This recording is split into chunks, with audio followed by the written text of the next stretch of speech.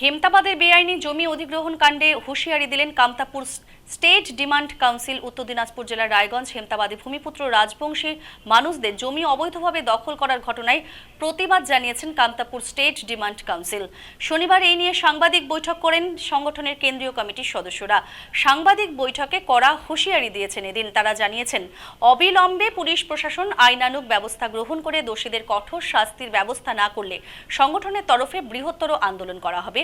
এদিনের এই সাংবাদিক বৈঠকে উপস্থিত ছিলেন কামতাপুর স্টেট ডিমান্ড কাউন্সিলের সেন্ট্রাল কাউন্সিলর সুকুমার রায়, সংগঠনের কেন্দ্রীয় কমিটির কোঅর্ডিনেটর জগন্নাথ রায়, জলপাইগুড়ি জেলা কমিটির সাধারণ সম্পাদক প্রেমানন্দ রায় সহ প্রমুখ।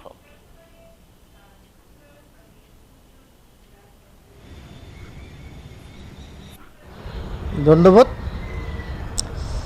আমরা বিতাকালি দেখা পানি যে খবর মাধ্যমে যে উত্তর দিনাজপুর রায়গঞ্জের হেমতাবাদ ব্লকত আমার ভূমিপুত্রের জমি জবরদখল করিয়া আছে বর্তমান সরকারের কিছু প্রভাবশালী নেতা। এটার আমরা তীব্র বিরোধিতা জানাই এলাকার ভূমিপুত্র মানসি বা কেএসডিসির পক্ষ থেকে।